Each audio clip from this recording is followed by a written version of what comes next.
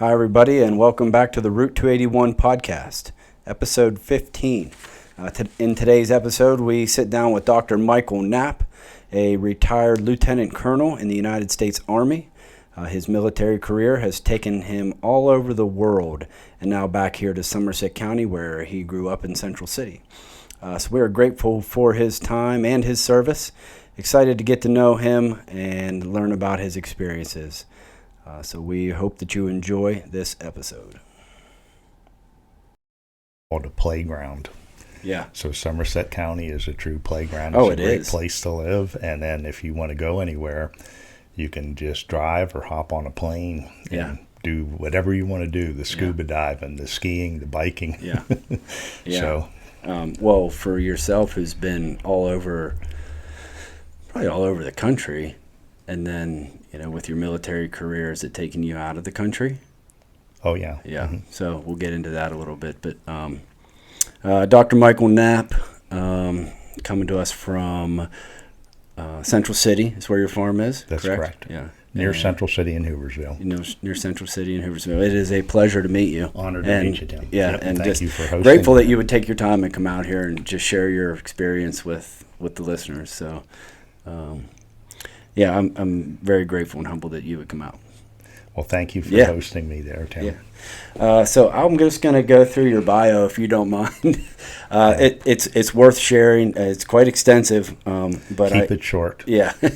So, Dr. Michael Knapp, born in Somerset, PA, graduated from Shade Central City High School in '76. Then graduated from the United States Military Academy at West Point in 1980. Where you got your bachelor's degree there.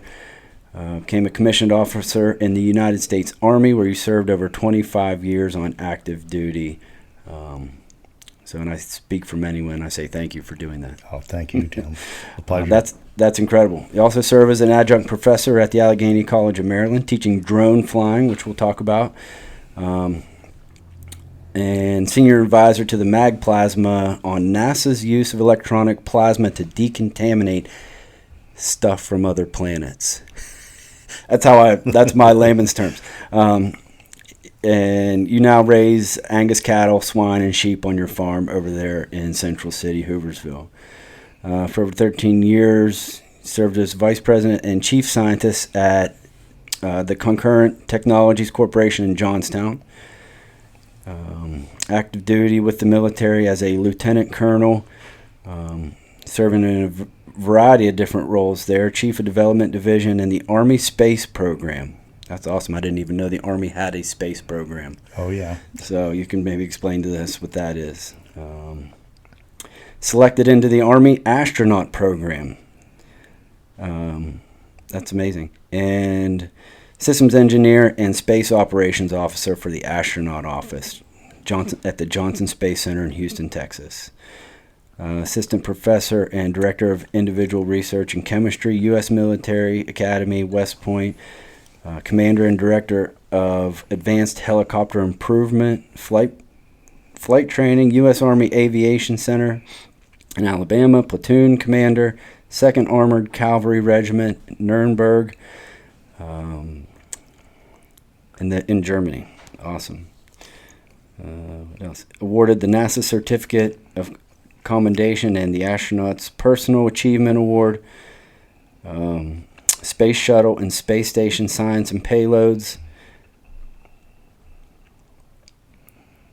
He earned his master's degree in systems management from the University of Southern California and master's and doctorate in chemistry from Penn State. Graduate of the Defense Systems Management College and Advanced Program Management and Systems Engineering courses. Army's Initial Entry Rotary Wing Flight Training. Flight Instructor. Armor Officers Basic and Advanced courses. Also a graduate of the Army's Ranger, Parachutist, and Combined Armed Services staff. Command and General Staff College Schools. Awards and decorations include Astronaut's Personal Achievement Award, the Johnson Space Center Certificate of Commendation, Master Army Aviator, Ranger Tab, Parachutist Badge, Legion of Merit, Defense, Meritorious Service Medal, and the Army Achievement Medal. Awesome. Congratulations Thank on you, all Tim. that. Yeah. And a proud Somerset County native. Yes. So you've been all over the world, really. Somerset County's a great place to be from and Yeah. also to be in, Yeah. as you know. I'm so glad to hear you say that because, I've lived in other places and there are some wonderful places around the world and around the country. And to hear somebody say that who's been around, that loves to live here, we can tend to take it for granted when we don't step outside and then come back. You can say, oh, there's nothing to do around here, but it is a wonderful place to raise a family, and I am grateful to live here in Somerset County.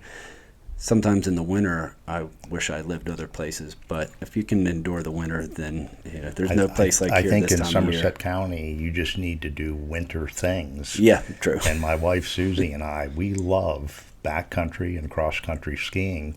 And Somerset County is a great place to do that in the winter with all we have here between Seven Springs, Hidden Valley, and Laurel Mountain. Right. You can't do a whole lot better than that for the downhill skiing, and then also backcountry skiing is just beautiful. Oh, what great exercise that is.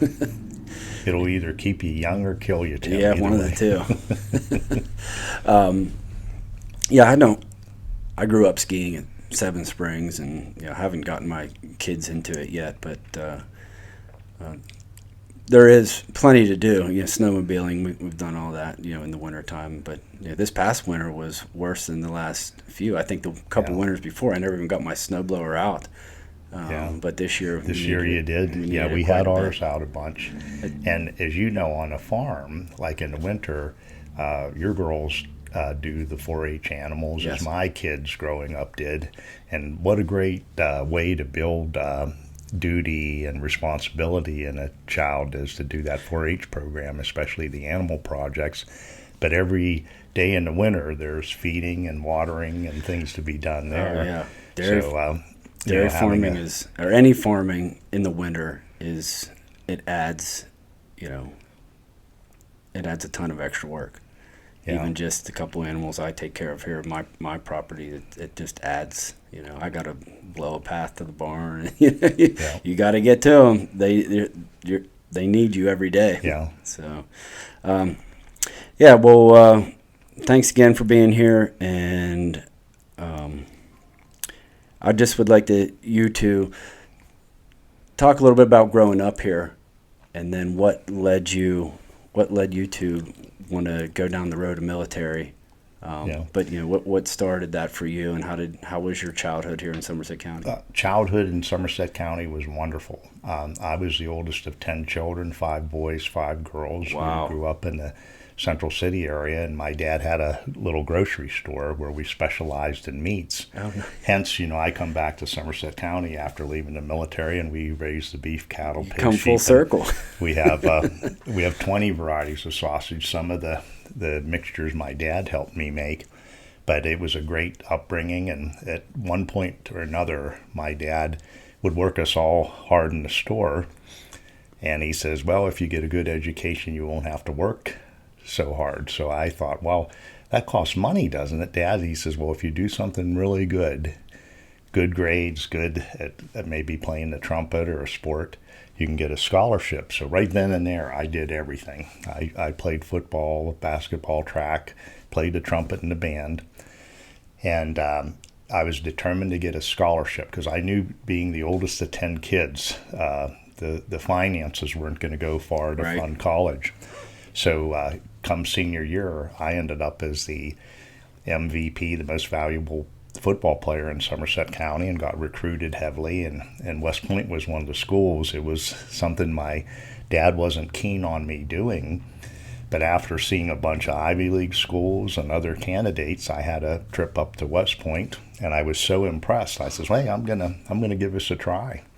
So I played football for Army 3 years. Wow. And every year we played one of the top teams in the nation. Twice Pitt when they were national champions, Notre Dame in Giant Stadium, and then the last year Penn State was number 1 before losing to Alabama in the Sugar Bowl. So it was a pretty intense schedule. Yeah. But after West Point, I decided, hey, I'm going to go into aviation. Aviation wasn't a branch at the time, so I did the armor things and then ended up in the armored cav in Europe, right on the Iron Curtain. And growing up in Somerset County, though, what I think is amazing is you can do everything. Where growing up in a big city, sometimes you don't do those sports. You can't play sports and play in the band, for example. School sizes are small. Your girls go to Rockwood. My kids went to Shade. Oh, yeah, it's like a private school. Yeah. I know some of the places we were as a family, there were maybe one sport or no sports that they would have played on, and the graduating classes were 500 or 1,000 kids. So opportunity abounds in Somerset County, and it's from when I grew up till even now for the children and all. And I'm glad your girls are taking advantage of it here in the Rockwood area. Yeah, they do. They stay busy. So, but my upbringing was good, and that's what brought me back. Yeah. So I thought, hey, what a great place to raise children, and also now that we have the farm, I'm still able to do this. I'm still able to be the mad scientist and do science things like mag plasma or teach the drone class, and still do the farming and enjoy the outdoors and the animals. So was it was a little bit of a shock for you to go to West Point? Had you been, like you said, you had visited some other schools and then you settled on West Point. Was a military career at that point something on your radar? I did not think the career would be for me, but when I got out, I was flying some amazing aircraft. At one time, at the 6-year point, I thought I'd get out and go back and get a job. I had one lined up working in pharmaceutical sales, and I went out on a field trip with the guy I'd be replacing. And just then, one of my helicopters, I was the operations officer for a flight training unit. It was the newest helicopter, the OH-58D, what's called the Kiowa Warrior. And it shot lasers, had thermal sights, and all the advanced avionics. And when it flew over, the guy says, "Wow, look at that." And I says, "What?" And I knew what he was looking at, that aircraft. Boy, I'd like to be doing that. And then I says, "Would you like to see that up close?" And when I took him up close, he ranted and raved. He'd really like to be doing that. I knew I couldn't get out at that point. I had to stay in and become a flight instructor in that aircraft. And then I did that for a number of years, and got an advanced degree then at Penn State. And I knew that if I was going to be picked up by NASA or the Army to go to NASA, that I'd have to have a more scientific degree. And at that time I says, well, hey, if I'm going to stay in, I want to be an Army astronaut. And after I got picked up in '94, I ended up at NASA working in the development branch of the astronaut office. At the time they had 6 branches. And I developed a lot of the science that flew on the space station and the space shuttle. Incredible. And my doctor's degree, I did a lot of synthesis of chemicals in glove boxes. So I sort of became the astronaut office rep that was the expert on building the glove boxes. So the microgravity glove box that's on the International Space Station was one of my projects. And the freezers, the lab equipment, the crew restraints, a number of them that are on the outside too, and had fun doing it. And you're part of a good team, and have a lot of crazy stories about working with some pretty interesting people on developing that stuff. So well, so you flew helicopters and then trained pilots also. Yes. Okay. Wow. And then that helicopter, is it single rotary or? It's a single rotor, and then it was filled with avionics and inertial navigation system. Really a smooth flying aircraft. When it first came out, it flew more like a fixed wing than a helicopter. It was so smooth, and mostly at night. We did a lot of night device training, and the aircraft was so good. At Fort Rucker, we had 33 of them, and on any given day, you could fly 30 of them they were so maintainable. Where on the other side of our same airfield, we had Apaches. We had 120, and they were lucky to get 12 of them flying. They're just so maintenance intensive. Wow. So when the Army got this aircraft and armed it, they flew it so much it was like getting a new car and putting 400,000 miles on it. Wow. Did they eventually start using it for other things because it was so reliable, or was it mostly for... Mostly air cavalry, light attack. Uh-huh. Wow. So that's what they used it for. And did you fly that in service, like in your active duty? Well, as a flight instructor, I did the whole time then at the Army Flight Center. And then when I got into the astronaut office, I could fly with the Guard out at Ellington Field, the Texas Guard, even though I was active duty. And I went back to the older version. They should have named it something different. It was a 58A and C model, which are Vietnam vintage, where the 58D was like newer than your Apaches and your other aircraft, the Blackhawks and all that. So. Okay. So would that have been about the time that you were, so it would have been in the late 80s, early 90s at that point? Was the Persian Gulf kicking off? The Persian Gulf kicked off when I was in graduate school. It was just at the end of the late 80s, yeah. I was in graduate school and the Persian Gulf kicked off. And in fact, there's a story. One of the guys I worked with in Germany, he was my unit trainer. The Navy could not knock out the Iraqi missile sites that were being used against ships. So they sent the Air Force in. They couldn't knock them out. So they sent two of these helicopters, the 58D, in. And my friend Dudley Carver was on one, and they shot up the missile site. And then up to that time, no one was taken prisoner. And Dudley saw a white flag go up. And he was about out of gas, out of ammo on the aircraft. He had his 9mm pistol. He landed at 58D and captured 1,000 Iraqis. So the aircraft and the guys associated with it have a very storied history. That's incredible. So he decided the situation just... He was about out of gas, out of ammo. They raised the white flag. He thought, well, I'm going in. Yeah, so we had a lot of really cool missions with that aircraft, and it was mostly a good night flying bird. Yeah. And just amazing to fly in that and have the opportunity with the Army. So I'm thankful that I was part of that program, and especially the people I served with there. Amazing. And now, then, is that something that you walk away with from, is the people? Exactly, the people you served with. Yeah. You know, there's a place in your heart for them and what you did together as a team. Yeah. So, you know, whether it be Germany at the time, the peak of the Cold War, the Iron Curtain, I left Pennsylvania, did that flight training, and then my first trip on the Iron Curtain, it was so dismal and so depressing that I flew the Iron Curtain and I saw the 3 fences, mines, plowed fields to detect, movement across and everything. And I thought, man, this is evil. This is wicked. Maybe someday when I'm an old man, I'll see this come down. And who knows? I never thought that in the late 80s and 90s you'd see all that crumble. Yeah. It's awesome. Yeah, because, when I worked in the Carpenters Union, we always said it didn't matter.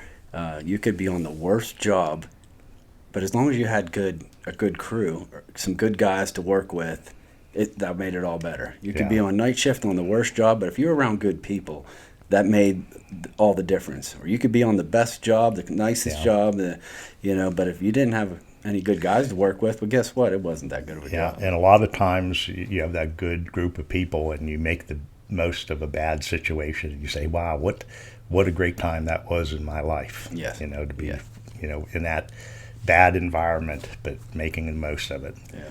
And I think it's about that in life, is making the most of it. Every day you go out and you got to be thankful and Yeah. do good. I'm a believer. My favorite saying is, "Be the greatest by serving God and others the best." Yes. Yeah. Correct. Yeah. That's the foundation of a family right there. Be the greatest by serving God and your family. You can start there, and 100%. So now I didn't realize that the Army had an astronaut program or space flight division. So just how did you get into that? One and two, was flying something that you wanted to do when you were a kid? Do you have any interest in? I did not think much about it, but Yeah. I thought, well, hey, if I was going to be in the military, why not fly? Yeah. And that's how I got then from West Point into you had to be combat arms coming out of West Point, so infantry, armor, field artillery, air defense artillery, and aviation. Then at the peak of the Cold War, they realized, hey, an attack helicopter could take out a bunch of Soviet tanks, and they started taking a lot more pilots. So as I left West Point, I picked up on that. I said, oh, this is pretty cool. I'll give this a shot. And but as I got down the road in aviation, I thought, hey, if I'm going to stay in, I want to be an Army astronaut. The Army had a program back in the 80s and 90s. They take one officer a year, and they'd embed them at NASA. And at the time, the Air Force and the Navy had most of the astronauts. The Army, you'd have to be one of these officers, and they'd float you into NASA. You'd work there. And most of the Army officers that went there, they helped launch the shuttle. They worked in the office that helped get all the shuttles configured for launch. They called it the Vehicle Integration and Test Office. Okay. And I was a little different. They were saying, hey, they're gearing up for the International Space Station. We need scientists. So a friend of mine who taught chemistry with me, he ended up being the first PhD that they took down there in biology. And this is in Houston? This would be the astronaut office, Johnson Space Center, Houston. Okay. And then a couple years later, I had applied, and he had recommended me to the head Army astronaut. And in '94, I became that one officer that got to go down to Johnson Space Center. And every year they'd bring a new officer in, and you'd stay 4 or 5 years. And you do the jobs that the astronauts not assigned to missions did. So if you look at it, at the time they had about 120 astronauts at NASA, and at any one time only 20 were assigned to a mission. The other 100 would work in the different development divisions or the different divisions of the astronaut office, launching the shuttle, doing the computer work, doing landing and rollout procedures. Or my branch was most of the medical doctors and PhDs who did the science. Okay. So I got placed in that group, and my first job was to help redesign the seats on the space shuttle. So take out 50% of the weight, because each pound was $10, $20, $30,000 a pound to get up into orbit.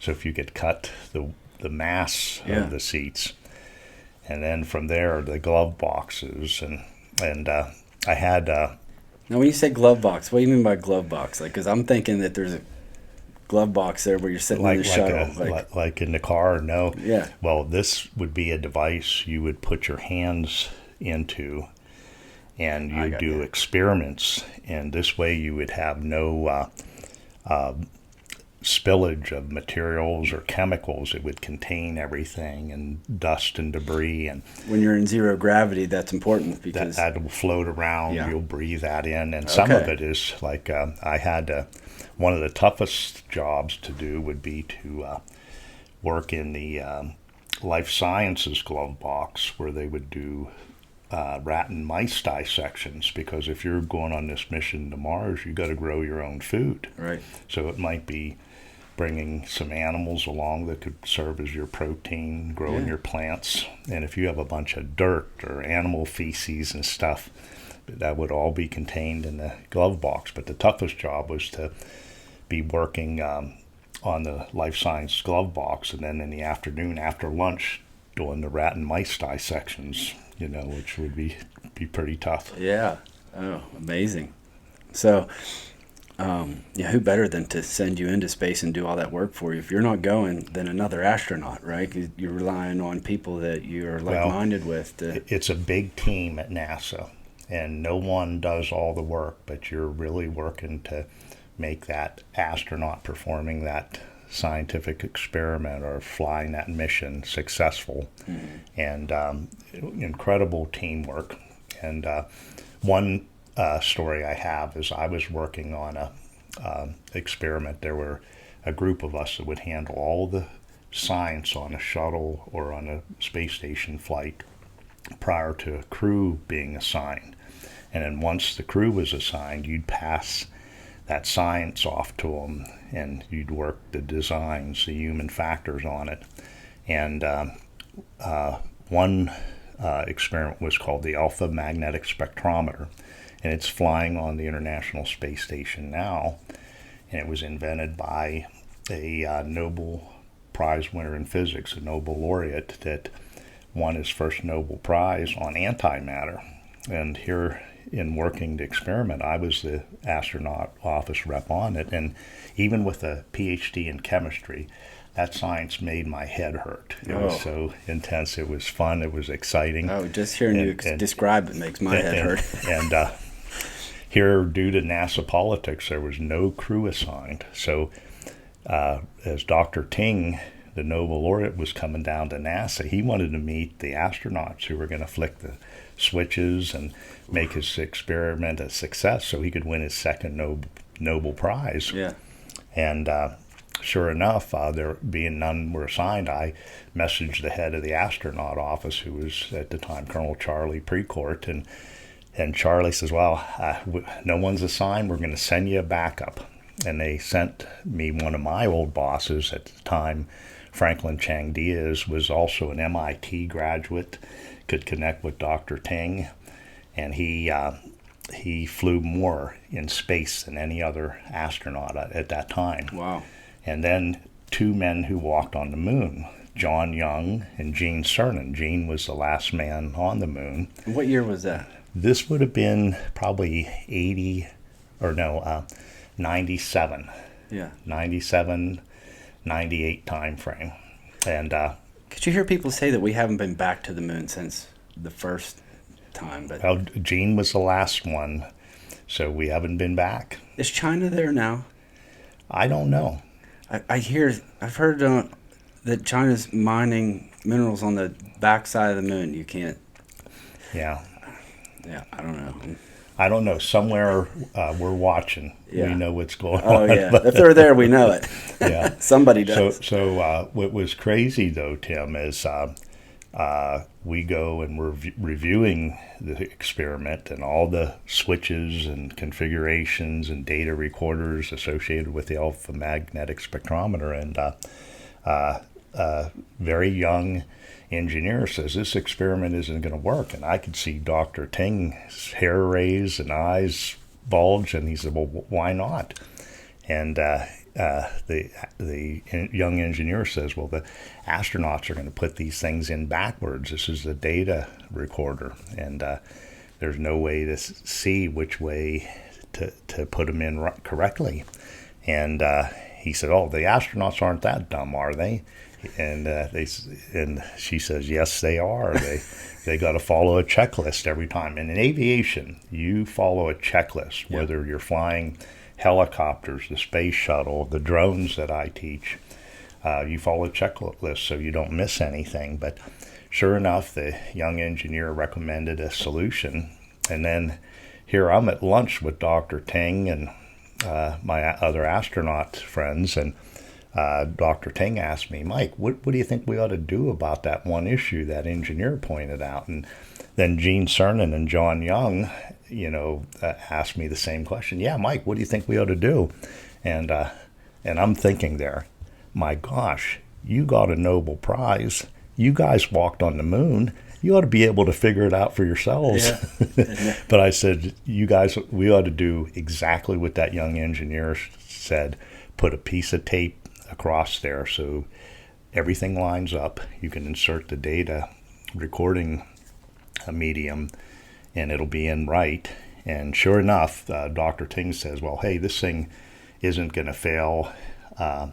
You won't need that data recorder anyway. Well, sure enough, it failed on orbit, and on the time it flew on the shuttle, that data recorder had to be in right, because that was the only source of data then for that experiment. Oh, wow. Or you would have wasted all that money and that time upmassing that. But as I said, the alpha magnetic spectrometer is on the express pallet of the International Space Station right now, still collecting data. So and so what does that do? It detects antimatter in space. So it gives a better picture of like the Big Bang after effects. Okay. So not sure where that science is right now, Tim, but at the time it was amazing to have the opportunity to work on that. Yeah. And as I said, a very team environment at NASA. Like I didn't call Dr. Ting. He was Sam to me. I was Mike, John Young, and Gene Cernan. Hey, John, Gene. Yeah. And we were That's working amazing. to ensure the success. And that young engineer, Monica, really saved us all. Wow. That's incredible. You got to use everybody when somebody. Yeah. That's nice to hear that when somebody has a good idea that it's not just. Well, you don't know what you're talking about. You had the foresight to say she's right. She knows what she's talking about. Yeah. And so my mind's just kind of blown. But no, that's incredible. So how long did you spend on that in that type of science with NASA? I stayed in the development branch of the astronaut office for 4 years, and in my last year, there was a lot of astronauts coming back and saying, hey, this stuff we're doing in Russia is the most dangerous stuff we've ever done. We need to do something to make it safe. So I was asked by Charlie Precourt, the head of the office, and my boss at the time, Don Thomas, hey, why don't you go help Andy Thomas, who became my new boss, to make the Russian training safe. So my last year there, I worked on putting safety processes in place to make the cold weather survival, the helicopter lift, the water survival training that the astronauts were doing in Russia safe. Mm-hmm. And I really had a good time on that because I got to go out. There was a helicopter that the Russians were picking up the astronauts if the Soyuz would come down, like in Siberia, and they'd use the helicopter to bring back the capsule, the astronauts, etc. And there were 2 a month crashing, killing everyone on board. So I had to investigate, and I got to fly every maneuver on that Russian helicopter. It was a lot of fun and cool, and to help make things like that safe, and then see the astronauts go forward and do the good work with the Russians was very valuable, or very great feeling I got out of it, knowing, hey, they're safer, they're getting a better mission done. So I did that for a year, and I had 2 selection interviews for a full-fledged NASA astronaut. For one reason or another, didn't get picked up. And then after that 5th year, I got a call, Colonel Knapp, we own you, we're moving you. And that was the Army, my branch, wanting to move me. So I ended up being given an option to go out and be the deputy director of NASA Ames, or go to the unmanned DoD side of space, which was the Army Space Program Office with ties to the National Reconnaissance Office, which I said, I'll never have a job as exciting as my NASA job, because I was flying space shuttle simulations 2 nights a week. The astronauts would get short of pilot types. They said, Knapp, you're a pilot. Get in here. Fly these simulations for us. So I have about 500 hours of space shuttle time in the Shuttle Avionics Integration Lab simulator called OV-1, Orbiter Vehicle Number 1, there at Johnson Space Center. And work in the science. I had to learn Russian and things like that, the language. And I thought, oh, that's so varied. But when I went to the NRO, They do so much. They're so far advanced. I thought, boy, NASA won't see some of this stuff for 20 or 30 years. And then, Tim, again, the people, phenomenal people there. And you're dealing with imagery and signals intelligence and just, the planes. I got to crawl all over the U-2s, the F-18s, all type of aircraft. And I worked across the services, so I put intelligence systems on Navy carriers and ships, command ships, and did my first exposure with drones, with the Predator drones and Global Hawk and some of the military drones, which I just found fascinating. Yeah. So it was a good move for me. Yeah. So a good career move. That's kind of where you started into your interest in drones. Interest in drones, yet, hey, always flying. And I also realized as I was leaving NASA, if you don't fly all the time, you become a hazard.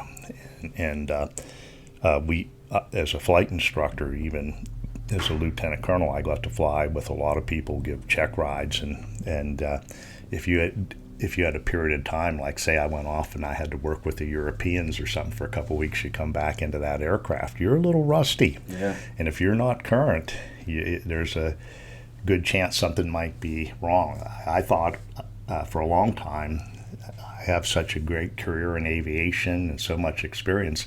When I come back to the farm, I'm going to buy my own airplane or helicopter and put a hangar up and fly. The hayfield's a runway. Right. But then from there, I realized, hey, you really got to be current and stay consistent with the flying, or there's a good chance you'll kill yourself. Yeah. And now that's how I got to the point where, hey, I'm only flying drones. Yeah. I'll fly commercially From when I remote need to control, go someplace else. Yeah. That's amazing to hear from somebody who's flown as much as you have, that it takes just an incredible amount of flight time to stay Just to stay stay proficient, to stay current, and stay sharp on it. Exactly, Wow. yeah. So how many different things have you flown? I never really counted. I flew quite a few different things. I think my longest flights were in a Cobra, a modernized Cobra attack helicopter in Germany, flying under bridges and wires and just treetop level and below. It was 13.5 hours. Wow. And then in the Shuttle Avionics Integration Lab in Orbiter Vehicle 1, I had a 13.5-hour flight. It was the Hubble telescope repair mission and the rendezvous with the satellite. I flew that. It was like an all-day Saturday flight that I flew. And that goes on your Army records as simulator time. But the helicopter in Germany, we never shut down. We would go into refueling, and the rotor blades were running. We'd get high pressure gas, hot gas we called it, and fly off. So it was some wild flying in the day. Yeah. So before we get into the drone stuff, so how does the Space Force fit into like kind of what you were doing, and did the Space Force take over any of that, or what's different about the Space Force than NASA? Tim, there's a lot that I don't know about it. Mm-hmm. I would imagine some of the organizations that I belong to are part of that. Mm-hmm. And for the Space and Missile Defense Command, which is on the Army side, I was also considered a space operations officer, but I was more or less one of the program managers. Mm-hmm. You had read that I graduated from Defense Acquisition University, so I managed the programs that would downlink satellites, spy planes, and all that. Okay. So I had a pretty big budget, and I had to build systems that would do all that downlinking, whether it was to a Navy ship, an Air Force facility, to a Army tactical unit. Yeah. And I'd manage the budget and the delivery of these systems, and then we would have to maintain them around the world. Yeah. So there's people who operate those systems that I would imagine are part of that. So there's a lot I don't know about the new Space Force. And we, as a nation, we have a lot of great space capabilities, a lot of good people working that. Yeah. And they keep it quiet just to keep that competitive edge. Sure. So there's just mountains of people that you don't really hear of or see that are working kind of behind the scenes to get information from space to here to help our military operate? And how dependent is our armed services on the information that we get from satellites? There's a lot of good information that we gain from the satellites, whether it be the imagery and signals intelligence, or the just the communications and navigation capability that our military gains from that. Yeah. And it's just amazing. And with that, a lot of it is classified. So when you have people that are doing that, they're many times humble people. They're doing the work. They know they're not going to get recognized, but it's often considered work that is just priceless. Yeah, yeah. So, well, if you're a friend of Mike Knapp's or a former coworker, and you're listening to this, thank you very much. And, we recognize you and we see you thanks to Dr. Knapp coming on and just sharing his story. Yeah, just fascinating to me. It's incredible. So tell me about, is there anything else on your military side that you would like to share? And, my hope is that young people will be inspired by what you've done, whether that's West Point or the Army or any, you said you have 3 kids all in the military. 4 kids. 4 kids, yeah. 4 kids that are all in the Army, correct? All in the Army.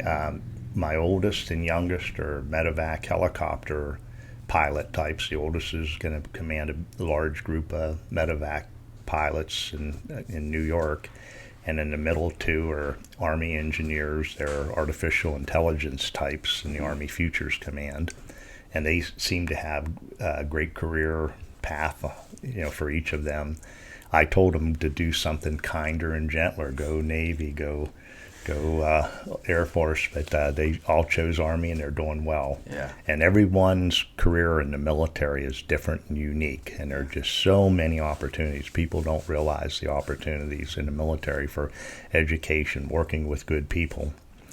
When I finished my military tour, I realized that the kids were young. It was a good time to get out. And what better place to move back to but Somerset County? And that's where my late wife, Deb, and I bought the farm. And we raised beef, cattle, pigs. The kids grew up with 4-H and had a lot of opportunity going to the smaller school systems here in Somerset County. And then fast forward, they took all those work ethics and took them to the military, and it was really a great opportunity for them. I live and worked with Concurrent Technologies, and we were still doing a lot of the science and technology that a lot of the 3-letter agencies needed. So really a lot of big data work, communications, and it was fascinating too. So the military prepared me for that job. And having worked there about 13, 14 years, I says, wow, what a great opportunity that the military prepared me for. And at the same time, I was doing the farming and all that. And then fast forward, living in Somerset County, we're able to still continue that, raise the animals, produce quality meats. I became more of a cook. So just this last week at the Somerset County Farmers Market, I did the Grill Master Special and was teaching folks how to grill lamb chops. Nice. Which was fun. And my wife Susie and I, we love the farm, but we also like scuba diving every year and skiing and biking the Great Allegheny Passage here in Somerset County. And it's just hard to beat as a location. That's just incredible here for, like I said before, just for somebody who's been around the country and around the world, and that you love this place, and it was a place that you wanted to call home again. Yeah. So when I left the military, it was a place to come back to. Yeah, for sure. Would you recommend kids joining the military today? I would. I think we have a great military. There's, things have changed a lot. My boys, when they talk, they're saying about the drones. It's a different environment, but the educational opportunities, the leadership opportunities, they're there. That could prepare you for something in the future like it did for you. Exactly. Okay. Yeah. So that career in Johnstown at the CTC, what was that like? We did a lot of different things. I first worked in an area on knowledge technologies and really enjoyed that, working with some of the three-letter agencies and the people, and they've become friends, and you could realize you did a lot of good in those areas. And then as we expanded, we were growing some good programs, and I ended up with offices all over the country. So I got to travel to Bremerton, Washington, and work on Navy submarines and P-3 spy planes. And then in the Panama City, Pensacola area, we were doing Navy training and also working on communication systems. And we won some great awards for tracking all the Marine Corps equipment with a program that was worked out of Albany, Georgia, and right on the Ridge Road where I lived. I had one of the best software and network engineers, and we maintained a program called the Total Life Cycle Common Operational Picture, where you could see what's happening in the Marine Corps on every truck, every artillery piece, every one of their jets or aircraft. And they did an incredible job tracking it and maintaining it. Wow. So we were part of some of those really nifty programs. We won, I think it was Navy Technology Program of the Year for that one year, and then the second Navy award similar to that for just the good that we did in helping the military. And you got to realize you're maybe not running the program. It's the Marine Corps officer or the Navy or Army officer running that program, but you're there to support him or her and help them achieve success. Because you've created it. Yeah. Awesome. Yeah, so why do you think it good? Those are the kind of jobs that we were doing here in Somerset County, and there's still some Somerset County residents doing those good jobs. Yeah, that's amazing. And so, Johnstown's right over the north end of the county. So why do you think that is? That like we've got Lockheed or Kennett Metal rather. Kennett Metal, Lockheed, and the CTC, Martin Baker. Yeah. So why is it? Do you think that we have companies like that so close to here? How do you think that was born? I think years ago, you had a good work ethic. You had people that were involved in the steel mills, the coal mines, and there are certain skills like the welding associated with the aircraft for Lockheed. And I think you also had like a Congressman Murtha who brought some of those programs to the air. It's like, hey, these people can do more than just mine coal and work steel. So some of that got brought in, and when he passed, some of it didn't survive, but there's a lot of it that did. Yeah. And you're seeing people still working on advanced aircraft like through Lockheed, or CTC's got some really interesting programs working across the government to help them on those programs. So you got people that live here with a good work ethic that in the past, a lot of those programs you could only work where they were located, and usually was in big cities, outside a couple cities, a couple locations, and it got diversified a little bit over the years. And now, especially with the COVID time, where you see a lot of people working from home and stuff like that, you can say, hey, there's quality people from all over. Give them an opportunity to live in Somerset County and take advantage of the goodness here of our community. Yeah. So if you had to name 1 to 3 degrees that you would recommend for a young person to get today, whether that be in military service or just to spring them forward in some of this technology that is available and where you see the future going, what would you're saying college degrees?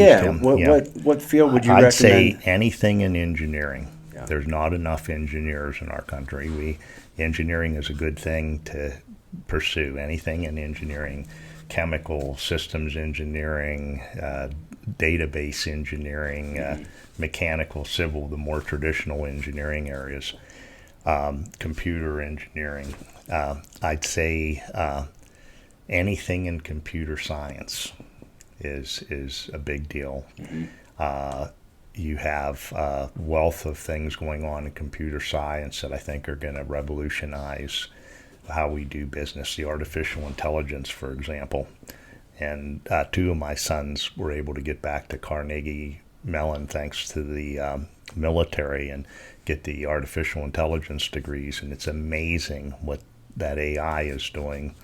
And then I would say another area, what's great about being a Air Force, Navy, Army, Marine Corps officer is many times they require you just to have a degree to become an officer.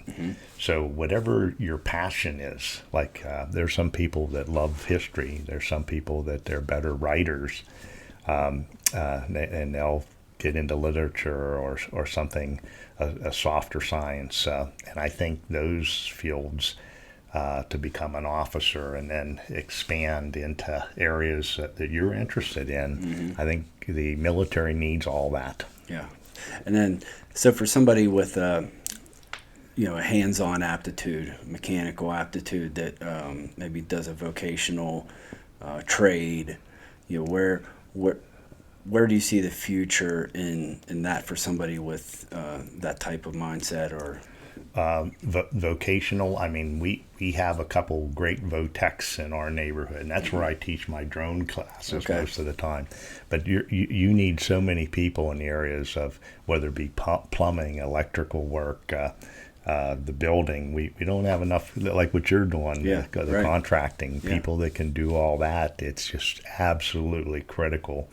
And that's both in the military and outside the military. So I'm a big advocate of that. I know in my area, the diesel mechanics, there's not enough good diesel mechanics. Yeah, a lot of these platforms are still using diesel engines. And then on drones, we don't have enough people to do all the drone work, the manufacturing, the fixing, the repairs. So cool. Yeah. Very cool. Yeah, that's great advice. And, and just realize that even if you're into one of those areas of expertise or your passion is working with plumbing or wires or HVAC, you can take that not only here in a residential sense, but into you can take that skill so many places. Don't open your eyes and see beyond. Somerset County will always be here, to welcome you home. But there's so many opportunities for you.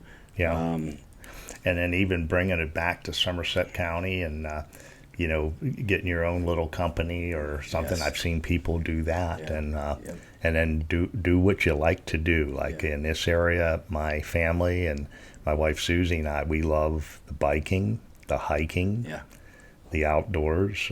We hunt and fish. We like doing the skiing in the winter, and at the end of the biking season, going into winter, we mourn. Hey, we're not going to be able to bike. But then at the end of ski season, it's like, oh my gosh, I didn't do enough skiing. Even though we got a boatload of it in. So, where do you scuba dive? Well, this year we went to Little Cayman and Grand Cayman and Antigua. Okay. So we try to go someplace and enjoy the diving. So over the years, someplace different, but usually the Caribbean. Yeah, awesome. I love the Caribbean. And what's nice in the winter, if you're really cold here in Somerset County, you break up winter like with a February or March trip, and it's like, oh man, I'm back in Somerset County. I love the winter. Yeah, right. Yeah, that I Just recommend with that little break. Yeah, we've been doing that the past couple of years. I don't like to travel during the summer because I love it here. Yeah. But in the wintertime, we'll just break it up a little bit and go someplace warm for a week just to get that fixed. Yeah. But So you brought a drone with you. So tell me a little bit about how you're involved with teaching drone classes and what you're doing with drones. Well, we have two programs. One, and they're very similar, but the program that we have going on last week and then this coming week, we'll be heading down to Salisbury Elks Lick school system, and IU8 will take a number of high school students that will be in a week drone camp. So it involves 8 hours of classroom instruction. Actually, I should re-qualify that. It's 8 classes and 2 hours apiece, so 16 hours of classroom instruction, and then 16 hours of flying. And so the students get exposed to all the knowledge that that you need to pass the commercial drone flying exam with the FAA knowledge exam. Plus they get hands-on aircraft handling so that they don't crash their drones. And IU8, who's the sponsor of the program, pays for the students to be there. They pay for their class or their tests, the FAA knowledge exam, and then if they pass the FAA knowledge exam, they get a free drone. And the drone's worth about $500, so it's a really good deal. So we'll be teaching about 12 to 14 students down at Salisbury. Last year, that program was offered at the Somerset VOTEC. And so this is the type of drone we use. And this is a DJI Mini 4 Pro. So it has sensors on. It takes incredible video and photos. The students, some of them have their own businesses. One group from Somerset County, we called them the Wedding Crashers. They already had a wedding video and photo operation. That's awesome. And they were going to use the drone to augment their photography business. And they did a great job flying and then passing the knowledge exam so they could get their drone license. And we do the same for adults. So last year we trained a group of folks that do crop dusting down in Bedford County, and that was offered at the Bedford County VOTEC under Allegheny College of Maryland. But we probably taught 4 classes here in Somerset, like at the Georgian Place for drone flying, or at the Somerset VOTEC.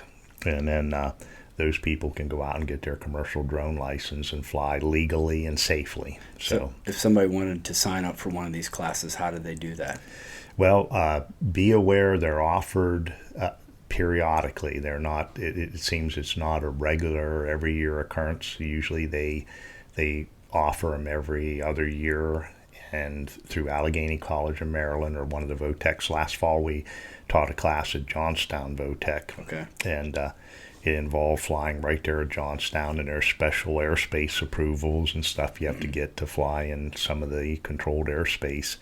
But we got all those approvals, taught the students how to do so. And there's things, a lot of my students are insurance adjusters, looking for damage on homes where they don't have to climb a ladder anymore. A lot of these folks are saying they're too old to climb ladders. And then others are in law enforcement doing search and rescue. We taught the Cumberland County Sheriff's Department to fly their drones for search and rescue and other purposes, for law enforcement.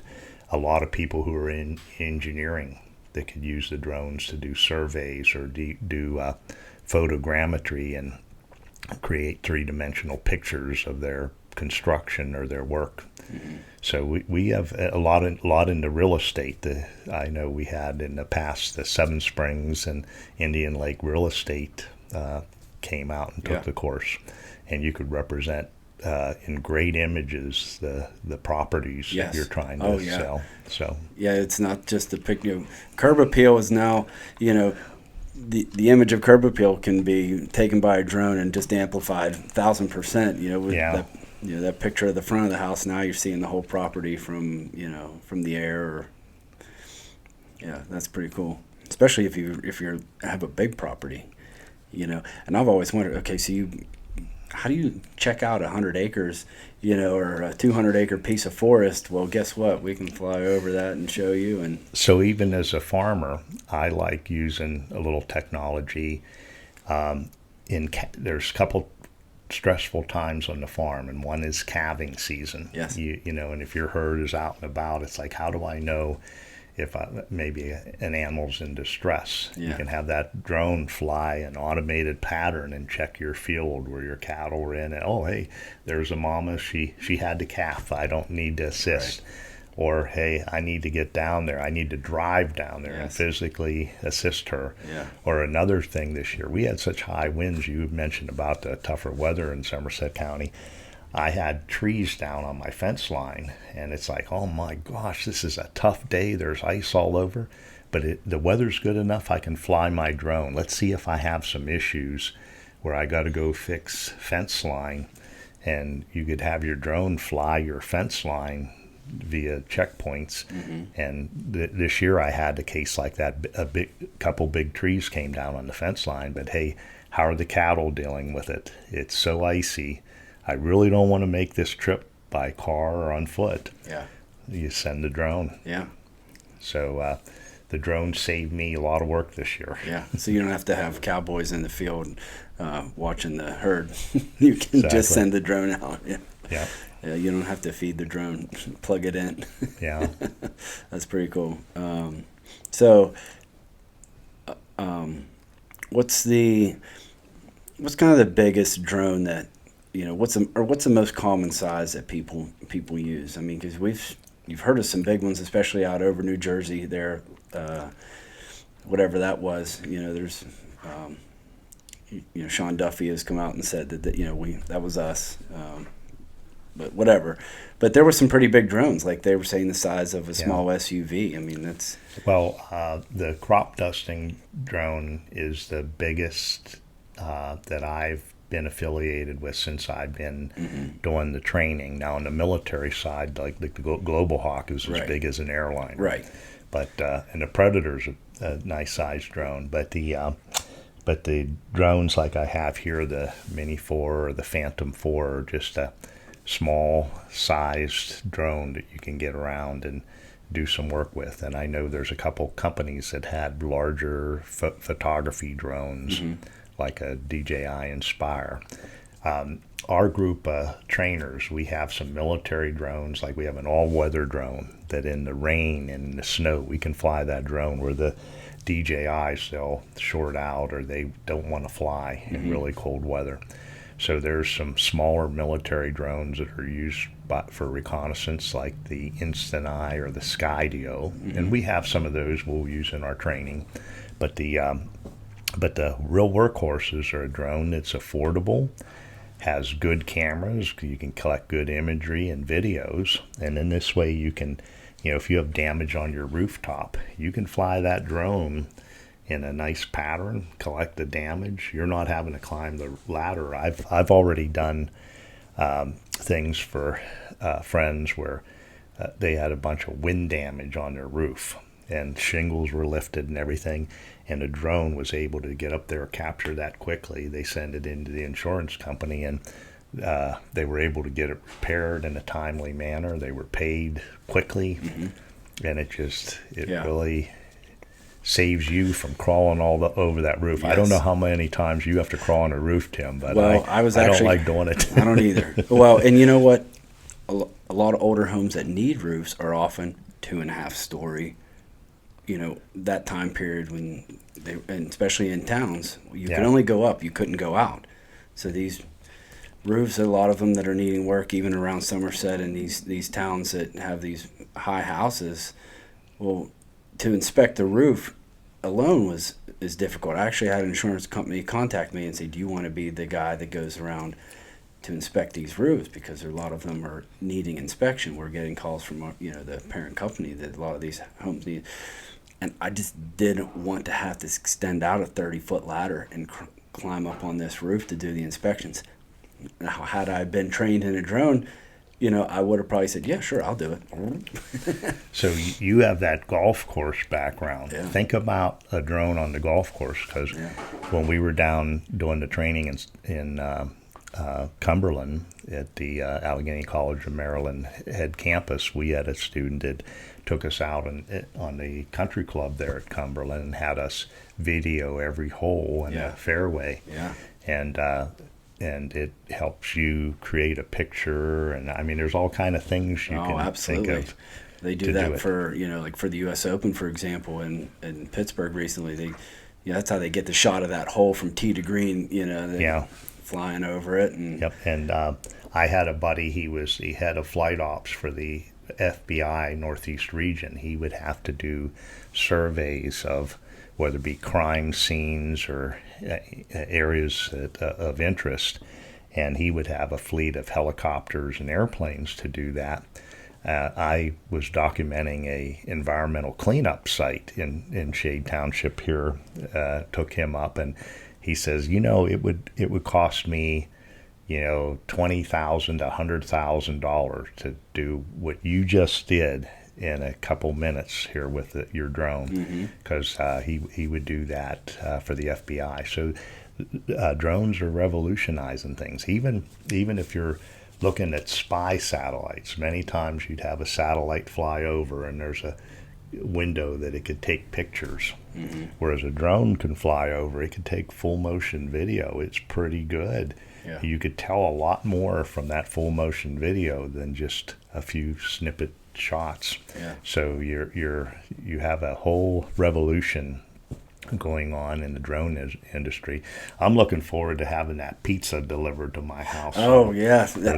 My brother-in-law lives in Frisco, Texas, and he was telling me that he had just signed up. He said to have, I think, something delivered to his house, whether it was Chick-fil-A or a cup of coffee. I can't remember. But they now do it. And so they need to, when you sign up, they have to come out and do an initial flight.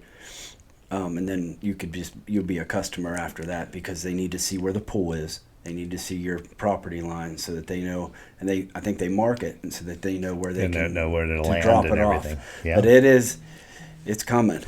So I'm thinking now, what can we order? Is it the Chick-fil-A, which would be a hot commodity here in Somerset Maybe County? we could get some Chipotle delivered, but I don't. That's quite a flight from Somerset out to here. I can't get a pizza delivered out where I live, so we got to make it ourselves. But so you're enjoying retirement now? You're still teaching a little bit? I tell folks I'm semi-retired. As a farmer, it's 24/7. Right. So I have cattle. Today I'm probably going to go out and cut hay. Yeah.